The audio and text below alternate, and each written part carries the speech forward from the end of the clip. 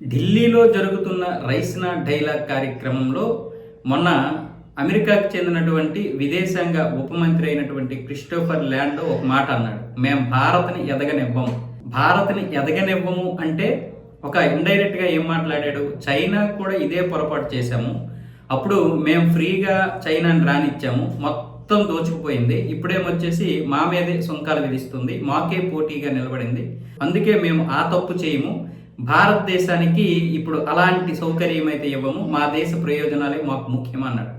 దానికి జయశంకర్ గారు ఈరోజు మాట్లాడుతూ అదే కార్యక్రమంలో ఇప్పుడు భారతదేశాన్ని ఎవరూ ఆపలేరు, మాకు సవాళ్ళు ఉన్నమాట వాస్తవమే, కానీ హిందూ మహాసముద్రం నుంచి భారతదేశం వరకు మొత్తం ఈ భూభాగాన్ని ఎవ్వరూ కూడా ఆపలేరు, అవి జరుగుతూనే ఉంటుంది, మా సవాళ్ళని మేము ఎదుర్కొంటాం, మాతో స్నేహం చేసినటువంటి వాళ్ళు, వాణిజ్య సంబంధాలు నిలిపినటువంటి వారు అందరూ కూడా లాభపడ్డారు. ఈరోజు ఎవరూ కూడా ఇక్కడికి వచ్చి ఏదో భారతదేశానికే మేలు చేశామన్న విధంగా మాట్లాడాల్సిన అవసరం లేదు. ఎవరైతే మాకు మేలు చేశారో అంతకంటే ఎక్కువగా మా దేశం నుంచి కూడా లాభాలు పొందారు అన్న విధంగా జయశంకర్ గారు అయితే క్రిస్టోఫర్ ల్యాండోకి అయితే మంచి రిప్లై అయితే ఇచ్చారు.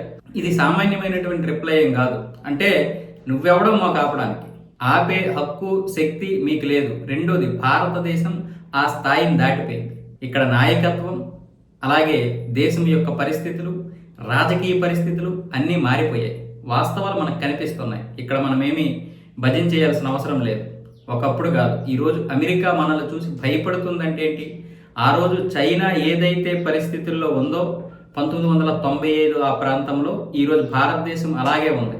ఇంకా చెప్పాలంటే చైనా 2007 నాటికి ఇలాగే ఉండేది. 2007 నుంచి 2015 వరకు ఒక స్థాయిలో డెవలప్ అయిపోయింది. 2015 నుంచి ఇప్పటి వరకు ఇంకొక స్థాయిలో డెవలప్ అయింది. 1990 నుంచి 2007 వరకు మామూలుగా ఉండేది, మన దేశం కంటే ఇంకా దారుణంగా ఉండేది, బహుశా లేదు ఇలా ఉండేది. కానీ ఈరోజు చూస్తే ఎలా ఉంది? అందుకే మళ్ళీ భారతదేశం వాళ్ళకి అదే విధంగా కనిపిస్తుంది. రేపు భారతదేశం కనుక పోటీగా వస్తే చైనా, భారతదేశం ఈ రెండు దేశాలు కలిస్తే రెండు శక్తివంతమైనటువంటి దేశాలుగా మారుతాయి. పైగా 300 కోట్ల జనాభా, అంటే ఇక్కడే ఉంది కదా సగానికి సగం జనాభా. సగం లేకపోయినా ఈరోజు మనం చూసుకున్నట్లయితే దగ్గర 40% జనాభా ఇక్కడే ఉంది, ఈ రెండు దేశాల దగ్గరే ప్రపంచ జనాభాలో.